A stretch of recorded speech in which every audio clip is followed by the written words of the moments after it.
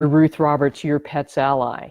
And I wanted to talk to you today about a topic that I hate to have to talk to you about, but unfortunately, the more I talk to people across the country and indeed across the world, it's becoming more and more important.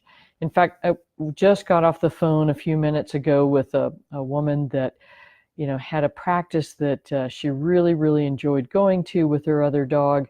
And now it just feels like a crazy turnstile to her. She's like getting shoveled right out the door after she's dropped $800 and still doesn't have the information that she needs to really get answers and move forward for her poor pup. So unfortunately, many of you don't know you need a new vet until your current pet becomes ill. And then you start asking questions and they're like, I don't know. Or you don't get the information you need when you've got, maybe it's not a huge medical issue, but it's something that could be a potential issue down the road. And you get told things like, it'll be fine. Just take this stuff and then come back in 2 weeks for the blood work and we'll make sure everything's going okay. Have you all had that experience? Or, the same thing that all of a sudden your vet it's just like it's too busy and they can't really give you and your pet the attention that they need. So, and the other thing where this becomes a big issue is if you move. I mean, so many of us are mobile all the time. And I have to tell you, I went into a practice in Nevada and, I did the Google reviews. I did everything I'm going to tell you to do. And I walked in, the place reeked of urine, and, people are running around with their heads, like they've got their heads cut off. And I'm listening to this client talking to one of the technicians, and they're all well-intentioned. But I'm listening to this client talking to the technician, and they've just retested the thyroid values. So here's the thyroid medicine, and I gave you 120 days instead of 90 since you seem to keep needing it. She's like, great. Oh yeah, and the liver enzymes are a little bit elevated.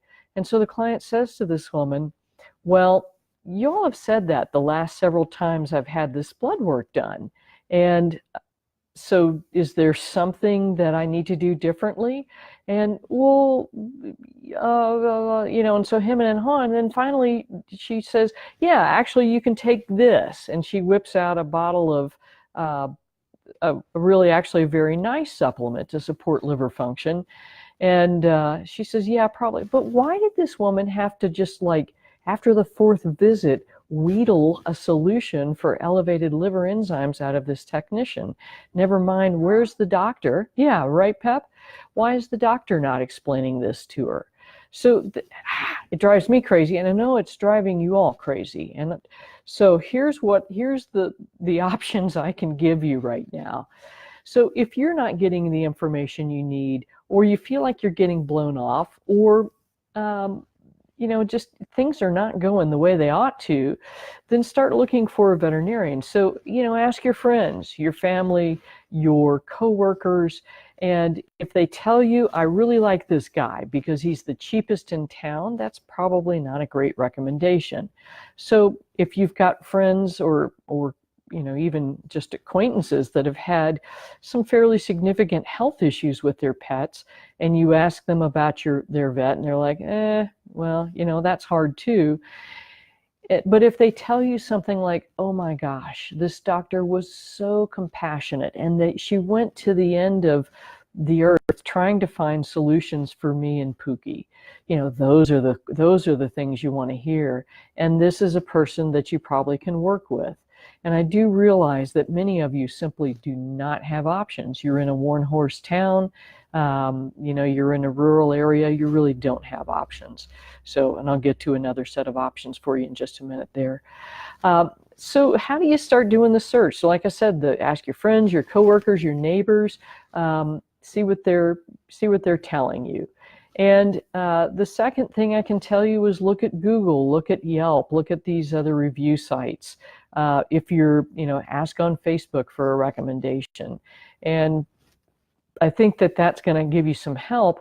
When you're looking at review sites, you tend to get the extremes of the visit, right? So either somebody that was so wowed and it was so amazing and they felt like they received the best care ever, or Dr. So-and-so is the biggest pig-headed mess I've ever met, and they did all these horrible, awful things. If that's a one-off, just kind of throw that one out. I can't tell you that I never got a negative review. I did, and invariably they were from people that I spent a terrific amount of time with. My staff spent a terrific amount of time with them, but we didn't give them the answer they wanted for whatever reason. And so we're flaming idiots and we don't know what the heck we're talking about. And that's usually where that review comes from. So, but look at the extremes and look at the middles. If you're seeing, scores of 2 and 3 out of 5, probably best to move on to somebody else and just keep looking. And then realize too that many of my colleagues are not that internet savvy, and so they actually may not have reviews up there or know that they need to do something about them. If you are looking for a particular type of care, so you're looking for acupuncture, homeopathy, some sort of holistic intervention, or at least somebody like me that, in practice I was more of an integrative person. I took the best of Western and everything else I had and combined it together. Then there are several practitioner lookup sites that you can use. As far as conventional medicine goes, the American Animal Hospital Association is one of the few organizations in conventional veterinary medicine that attempts to give us standards about how to operate. And typically, most people are not AHA members because they don't want to come up to that standard.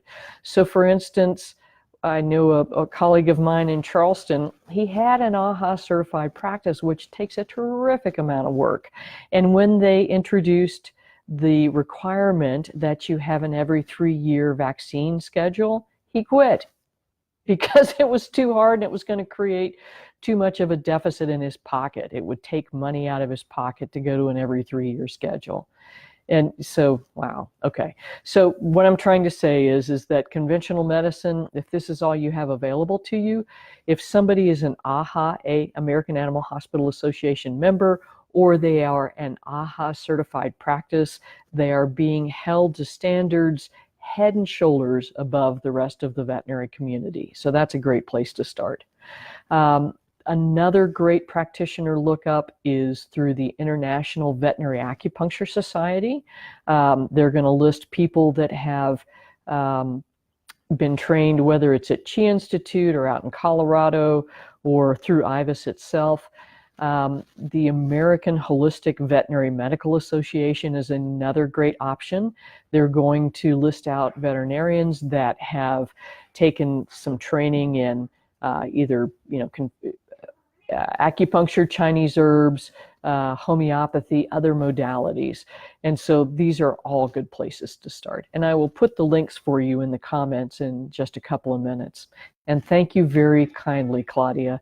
The internet is one of those things that taught me not to take things personally. So I understood where that person was coming from with anger. So, but thanks.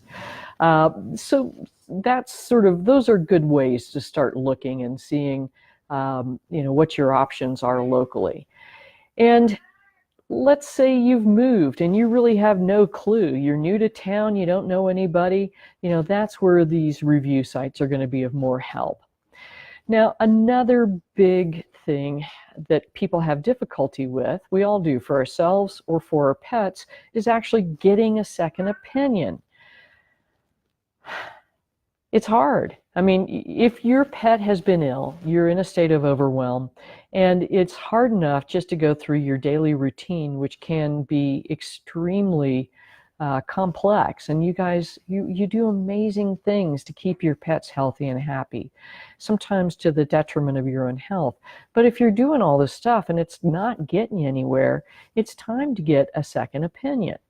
And that I did that in practice. I'd get stuck with a patient and not know what to do. And so I, talked to one of my colleagues working with me in the practice, or tell the client outright, I don't know what to do for you. Let me send you over to see this and such specialist, because I don't know what to do. And so getting a second set of eyes on can be extremely healthy. You know, you've been doing this program for all this time, and you're not getting there. So that can be profoundly helpful. Don't ever be embarrassed or feel guilty for getting a second opinion. More information is never a bad thing. And I was grateful when people would go get second opinions and come back to me and say, you know, here's what this other person said. What do you think? And I could say, that's awesome. I didn't think about that. And I'm so glad that you did this. Or, you know, I was so grateful to the specialist for pointing out something I was missing. And sometimes there really wasn't another option, and that's always a possibility. But I hate it when, you know, that phrase comes out, we've done all we can possibly do. Sometimes that's the truth, but a lot of times it's not. A lot of times we've done all I know how to do, and I'm unwilling to help you find another solution. So that's my little soapbox. You know, of course, I would love to be your second opinion, and we do have a consulting program available, which is on the website. I'll put that down there for you as well, so check that out. That's what I have for you this week. Because Memorial Day is coming up, we do have a ginormous sale coming up starting Friday, going through Monday. We'll have holistic total body support on at buy one, get one free. Our crock pet kits, if you have not started doing crock pet diet, this will get you everything you need to get started, including access to the recipes in the membership area. And then we'll also have 50% off just the crock pet membership, as well as the gut health program and kidney program. And then our probiotics and fish oil will also be 5% off. So ladies and gentlemen, that's what I have for you this week. Do you have any questions I can answer for you right now? I'm happy to do that. If you don't, there was a couple of interesting studies that came out on the human side the last week or 10 days. The first one was looking at women that had actually women that were healthy. This started in the 90s. And so what these nutritionists did was set up an intervention, because low-fat diets were all the rage. Then it's low-fat, totally unprocessed foods, lots of veggies, lots of fiber. And what they found from 1990 and change up to 2000 and I think 16 is when the study ended, is that the women that ate whole foods had a 21% lower death rate from breast cancer than the group of women that ate processed foods. That is stunning. So that's just insane. Now, the nutritionist firmly said in the study, we did low fat because that was the thing then. They don't know if that's what it was, or they suspect rather that it's because women were eating more vegetables, more fiber, keeping their gut bugs happier, and getting the phytonutrients from all the veggies. Fantastic. So there will be more studies looking at that. The second study that came out was nobody's been able to figure out what is it about, you know, is it that causes weight loss, better quality of life, things of that nature. Is it because you're vegan? Is it because you're keto? Is it because you're vegetarian? Is it because you eat the Mediterranean diet? So what they did is set up a study, and in one half of the study, that group of people ate totally unprocessed foods. And so that means whole foods, you know, veggies, beans, meats, whatever. But basically it's, you know, shop the outer aisles of the grocery store, essentially, right?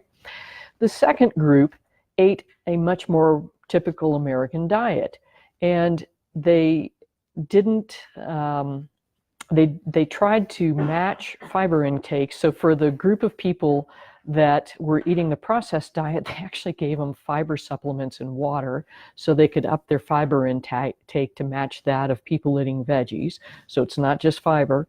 And they tried to, calorie control, and they really, they got really quite clean reporting on what people were eating. So the results of the study were this. The people that were eating the processed food diets they had weight gain, they had much more symptomatology as far as inflammatory disease. They ate an average of something like 500 calories more per day. And the study people think this is simply because, you just kind of inhale this stuff and swallow it. You don't have to really chew and work at it. And so they crossed the study over, meaning, all right, so here's the group that's eating the processed diet, here's the group that's eating the whole food diet. So somewhere in the study, I think after 6 weeks, they crossed them over. The people that had been eating the whole foods diet and were now eating processed food gained weight and felt worse, and the people that had been eating the processed food diet lost weight, felt better. Really awesome stuff. So what they found out of this is that it really is the processed foods. And not only that, but the processed foods drove people to want more processed food. So it's like, that you can't eat just one Lay's potato chip. That's because they have like 13 different flavoring agents that are like tricking your brain into wanting more.